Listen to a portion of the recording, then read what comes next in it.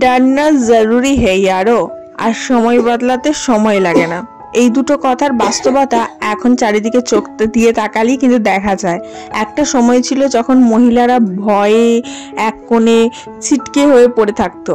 কেন না, বর আসবে, বর মারবে, বর পেটাবে, বর বকবে, বর শাসন করবে। আর এখন উল্টোটা হয়ে গেছে, বররা এক কোণে ছিটকে পড়ে থাকছে যে কি জানি কখন কার মৃত্যু চলে আসে, কে কখন কাকে কেটে ফেলে দেয় তার ঠিক নেই। তো সময় বদলাতে সময় লাগে না এবং ডরনা জরুরি হে। 4-4টে কেস আমরা পরপর দেখতে পেলাম যেখানে পুরুষ সমাজ এমন এমন নিদর্শন দেখতে পেয়েছে যেটা তার স্ত্রীরা বরদের ক্ষেত্রে করেছে এবং সেখানে প্রত্যেকটা স্বামী হয়তো বা প্রত্যেকটা ছেলে হয়তো কোথাও না কোথাও ভয় পেয়ে আছে যে অ্যারেঞ্জ ম্যারেজ করবো না, অ্যারেঞ্জ ম্যারেজ করলে কোথা থেকে কি বেরোবে আর কি হয়ে যাবে কেউ কখনোই জানে না। এখন এমন একটা সমাজে আমরা বসবাস করছি যেখানে গিয়ে মেয়েরা ভয় পাবে না, ছেলেরা ভয় পাবে।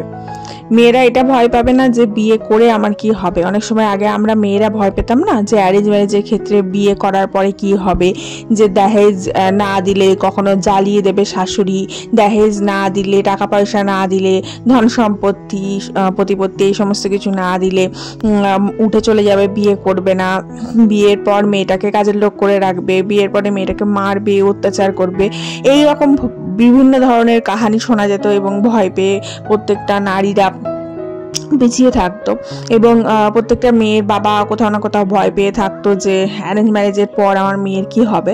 কিন্তু এখন জামানাটা এমনই উল্টে গেছে যে প্রত্যেকটা বাবা মা ভয়ে সিটকে থাকছে যে আমার ছেলেটার অ্যারেঞ্জ ম্যারেজের পর কি হবে। ম্যাক্সিমাম যারা খুব বেশি পড়াশুনো করে সেই সমস্ত ছেলেরা প্রেম টেম করে না, দেখবে ন্যাচারালি যারা বেশি পড়াশুনো নিয়ে থাকে তারা একটা ভালো সেটেল চাকরি বাকরি পেলে তারপরে বাবা মায়ের দেখা মেয়ে দেখে বিয়ে করে।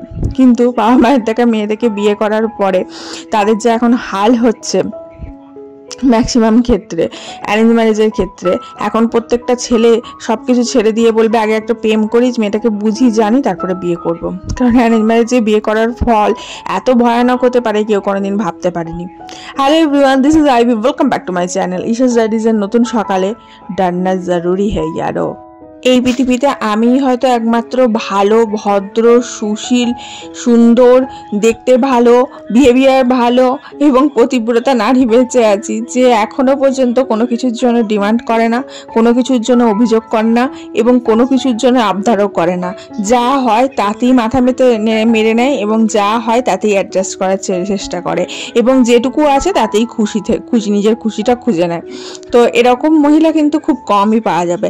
নাহলে ন্যাচারালি ম্যাক্সিমাম মহিলারা এখন কি করছে বলো তো, বলছে কি গো আইসক্রিম খাওয়াতে নিয়ে যাবে না, শপিং করাতে নিয়ে যাবে না, ড্রাম কিনে আনবো একটা, বাস ওইখানেই এই একটা কথাতে জব্দ, একটা কথাতে চুপচাপ হাজবেন্ডরা সব কথা মেনে নিচ্ছে। কি বলো, শুনতে বেশ ভালো লাগছে, কিন্তু যাদের ওপর দিয়ে এইগুলো হচ্ছে বা যেসব পুরুষরা এর মধ্যে দিয়ে যাচ্ছে, এই মেন্টাল টর্চারের ওপর দিয়ে যাচ্ছে, তাদের কিন্তু অনেক কষ্টের দিন। কারণ এখন যদি ভালোভাবে দেখো দেখবে যে অনেক পুরুষ জাতি আছে, অনেক পুরুষ আছে যারা প্রতিদিন মেন্টাল টর্চারের ওপর দিয়ে কাটাচ্ছে দিন। আগে একটা সময় ছিল মহিলারা মেন্টাল টর্চার দিয়ে দিন কাটাতো, এখন পুরুষরা মেন্টাল টর্চার দিয়ে দিন কাটাচ্ছে। তারা অনেক কিছু মুখ বুজে চুপচাপ সহ্য করে নেয়, কারণ তাকে দুটো দিক মেনটেন করে চলতে হয়, একটা হচ্ছে মা বাবার দিক, একটা হচ্ছে বইয়ের দিক। তার জন্য অনেক সময় তারা স্যান্ডউইচেও পরিণত হয়ে যায়। বাট সেই যে মেন্টাল টর্চারটা, উপরন্তু তাদের অফিসের একটা চাপ, সেই যে মেন্টাল টর্চারগুলো তাদের ওপর দিয়ে চলে, সেটা থেকে ওভারকাম করার জন্যে তাদের কাছে কিন্তু কোনো সলিউশন নেই।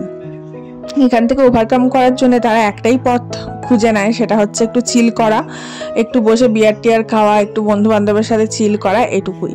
কিন্তু অনেক ক্ষেত্রে ওয়াইফের অত্যাচারের জন্যে অনেক হাজবেন্ড কিন্তু বন্ধু বান্ধবের সাথে গল্প করা বা বন্ধু বান্ধবের সাথে চিল করাটাও ছেড়ে দেয় এবং তার ফলে তার যে জীবনের মধ্যে যে ঘুটানটা চলে আসে সেটা কিন্তু কোনোভাবেই কাটে না। তার জন্য আমাদের উচিত, আমি যেটা করি যে তুমি তোমার মতো চিল করো, আমি আমার মতো চিল করি, দুজনে একসাথে তো করবোই, কিন্তু কখনো কখনো একটু আলাদা করে একটুখানি ব্রেক নেওয়াও কিন্তু প্রয়োজন। ব্রেক শুধুমাত্র সিরিয়ালের মাঝখানে মাঝখানেই হয় না, ব্রেক জীবনেও হয়, ব্রেক কাজেও হয়। আমরা মাঝে মাঝে নিজেদের চিরাচরিত জীবন থেকে ব্রেক নিয়ে একটু ঘুরে আসি, সেরকম আমাদের চিরাচরিত জীবনের মধ্যে যে মানুষগুলো রয়েছে সেগুলো থেকে একটু করে ব্রেক নেওয়াও কিন্তু প্রয়োজন আছে। কথা বলতে বলতে মোদ্দা কথা বলতেই ভুলে গেছি, মানে অরিজিনাল কথা হচ্ছে এটাই যে আমি আজকে ফ্যানগুলোকে ক্লিন করছি। ঘরে 3টে ফ্যান আছে, 3টে ফ্যানকে ক্লিন করছি। ন্যাচারালি 4টে জায়গায় ফ্যান লাগাবার কথা, একটা জায়গায় আমি ঝুমুর লাগিয়ে নিয়েছি, ঝাড়বাতি লাগিয়ে নিয়েছি। ঝুমুর বললে আবার অনেকে বলছে না, ঝাড়বাতি লাগিয়ে নিয়েছি। রিসেন্টলি আমি ওই ঝাড়বাতিটা কিনে নিয়ে এসেছি শিলিগুড়ি থেকে।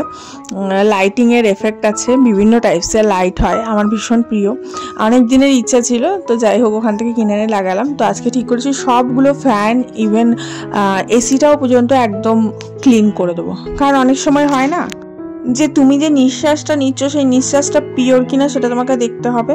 কারণ আমরা যে বাতাসগুলো ঘরের মধ্যে পাই সেগুলোর মধ্যে থেকেই কিন্তু ম্যাক্সিমাম গীটাণু, ম্যাক্সিমাম বাজে জিনিস বা বাজে ধূলিকণা আমাদের শরীরের মধ্যে প্রবেশ করে। এই যে ফ্যানের মধ্যে ময়লাগুলো জমে থাকে, ফ্যানের ময়লা আমরা দীর্ঘদিন যাবৎ পরিষ্কার করি না, ফ্যান থেকেই নোংরাগুলো আস্তে আস্তে একটু একটু করে হাওয়ার মধ্যে ছড়াতে ছড়াতে ছড়াতে ছড়াতে আমাদের ভেতরে লাঞ্চে প্রবেশ করছে। অ্যাজ ইট ইজ এরকমই যেমন আমাদের এসির মধ্যে যে জালি দুটো থাকে, সেই নেট দুটো যখন আমি পরিষ্কার করি না, ওই নেট দুটোর মধ্যে কিন্তু প্রচুর পরিমাণে ধুলো জমা থাকে, প্রচুর পরিমাণে ডাস্ট জমে থাকে, এবং ওইগুলো যে পরিষ্কার না করা হয় সেগুলোই এসির মধ্যে দিয়ে হাওয়া দিয়ে এসে এসে আমাদের ভেতরে প্রবেশ করছে। তার ফলেই কিন্তু আমাদের নিঃশ্বাসে প্রশ্বাসে প্রবলেম হয়, অ্যাস্তমার প্রবলেম হয়, অ্যালার্জির প্রবলেম হয়, বিভিন্ন ধরনের প্রবলেম হতে পারে। এই জন্যেই খুব ফ্রিকোয়েন্টলি না হলেও মাঝে মাঝে যখনই দেখছো খুব বেশি অপরিষ্কার হয়ে যাচ্ছে তখনই ফ্যানটা পরিষ্কার করো, এসিটা একবার পরিষ্কার করো। এসিটাতে পরিষ্কার করার কিচ্ছু নেই, জাস্ট ওপরে কভারটাকে খুলে দিয়ে জাস্ট নেট দুটোকে বার করে ভালো করে সাবান দিয়ে ব্রাশ দিয়ে ঘুষে পরিষ্কার করে জলটাকে ঝাড়িয়ে নিয়ে জাস্ট আবার লাগিয়ে ফিট করে দাও। একদম ইজি কাজ, সবাই করতে পারবে, everyone can do this. And তোমরা যে মশারি টাঙাও না, মশারির মধ্যে দেখবে অনেক সময় ময়লা জমে যায়, তখনই জানবে তোমার ফ্যান পরিষ্কার হয়নি বলেই মশারিতে ময়লা জমেছে, নাহলে মশারি অপরিষ্কার সাধারণত হয় না। রাত্রেবেলা যখন আমরা মশারি টাঙাই তখন এসি চালিয়ে মশারি টাঙাই, দরজা জানলা বন্ধ থাকে, মশারিটা নোংরা হবে কোথা থেকে, সারাদিন ইউজ হচ্ছে না। মশারিটা নোংরা হয় তখনই যখন তোমার ফ্যানটা অপরিষ্কার থাকে, ফ্যানের নোংরাগুলো আস্তে আস্তে টানে, মানে নিচের দিকে আসে, এবং মশারিটা দেখলেই বুঝতে পারবে যে আমি যে কথাগুলো বলছি এটার পুরো যৌক্তিকতা আছে কিনা। তো যাই হোক, এই কারণেই আমি চেষ্টা করি এই জিনিসগুলো ক্লিন রাখার, কারণ ঘরে ছোট বাচ্চা আছে, সেও নিঃশ্বাস প্রশ্বাস নিচ্ছে, আর আমি চাই না যে তার কোনো প্রবলেম হোক। এই একটা কারণেই আমরা যেখানে বসবাস করছি এটা অনেকটা দুর্গাপুর থেকে ছেড়ে এসে অনেক জায়গা, দুর্গাপুরের মধ্যেই, কিন্তু দুর্গাপুর থেকে ছেড়ে এসে এমন একটা জায়গা যেখানে তোমার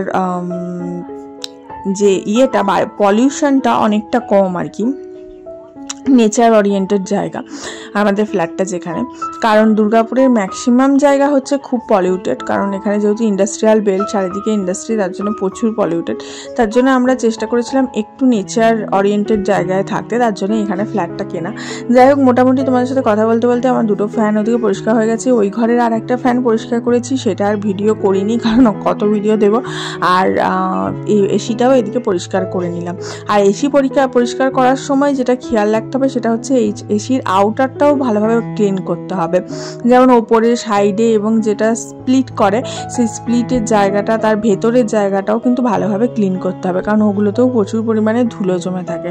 আর যখন নেটগুলো পরিষ্কার করা হয়, নেটগুলো যেখানে লাগানো থাকে সেই জায়গাটাও ভালোভাবে ক্লিন করা উচিত, যেটা আমি ন্যাচারালি করে থাকি, সেখানটাও খুব ধুলো জমে থাকে।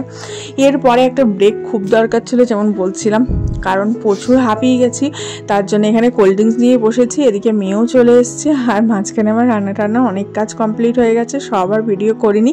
তোমরা কিন্তু একটা কাজ করো, কথা শুনতে শুনতে ভিডিও দেখতে দেখতে হারিয়ে যেও না, পুটুস করে একটা লাইক করে দিও, আর ভিডিওটা একটু শেয়ার করে দিও বন্ধু বান্ধবের সাথে, আর অবশ্যই চ্যানেলটাকে সাবস্ক্রাইব করে রাখো বন্ধুগণ। সাবস্ক্রাইব করা মানে হচ্ছে বন্ধুত্ব করা, জানো তো, হাত বাড়ালেই হাত ধরা যায় না, কিন্তু বন্ধুত্ব করলে তবেই তুমি হাত বাড়ালে হাত ধরতে পারবে। এখানে আমি একটু কোল্ড ড্রিঙ্কস খাচ্ছিলাম। জানিস কোল্ড ড্রিঙ্কস খাওয়া খুব একটা ভালো নয়, কিন্তু ওই ব্ল্যাক কালারের থামস আপ বা কোকোকোলা জাতীয় কোল্ড ড্রিঙ্কসগুলো আমার ভীষণ ফেভারিট, ভাল লাগে খেতে। তার তুলনায় স্প্রাইটটাও মোটামুটি খারাপ লাগে না, তবে আমি ওই ম্যাঙ্গো কোনো কোল্ড ড্রিঙ্কস খেতে পারি না, ভালো লাগে না। বা তোমার মানে ফ্রুটি টুটি জাতীয়গুলো আমি খেতে পারি না, বা লিমকা টিমকাগুলো খেতে পারি না। আমার ব্ল্যাক কালারেরটা ভীষণ ভালো লাগে। তো এটাই একটু এনজয় করছিলাম মেয়েটা আর আমি বসে বসে খেতে।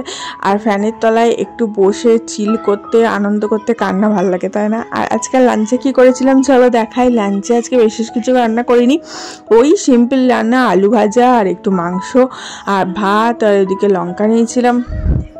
যেমন অ্যাজ ইউজুয়াল আমার রান্না বান্না হয়ে থাকে, মাংস ছাড়া আমার বর যেমন খেতে পাচ্ছে না, তাই প্রায় দিনই মাংস দেখতে পাবে। আর ওইদিকে কুকারে তোমার ছিল একটু আলু পোস্ত, আলু পোস্ত খেতে খুব ইচ্ছা করছিল, তাই ঝিঙে দিয়ে পেঁয়াজ দিয়ে একটু আলু পোস্ত করেছিলাম, বাস এই হচ্ছে কথা। আর ওইদিকে তো টক দই ছিল, টক দই খাই প্রতিদিন, আম খাচ্ছি এখন প্রতিদিন, চাটনি খাচ্ছি প্রতিদিন, যেগুলো ন্যাচারালি সিজন ওয়াইজ পাওয়া যায় সেগুলো প্রতিদিন খেতে চেষ্টা করি। তো এই হচ্ছে আজকের একটা ছোটোখাটো ব্লগ। আজকে আশা করি তোমাদের ভালো লাগবে। দেখা হচ্ছে কালকে আবার একটা নতুন ব্লগের সাথে। ততক্ষণ তোমরা সবাই ভালো থেকো, সুস্থ থেকো, হ্যাপি থেকো, নিজেরা নিজের পরিবারের খেয়াল রেখো। আর डरना जरूरी है दोस्तों, बट डर के मत जियो, खुल के जियो, हंस के जियो, जी भर के जियो, ঠিক আছে? তো চলো লাঞ্চটা কমপ্লিট করি, এবং তোমরাও তোমাদের দিনটা ভালো কাটাও, রাতটা ভালো কাটাও। শুভরাত্রি, দেখা হচ্ছে কালকে। Love you all.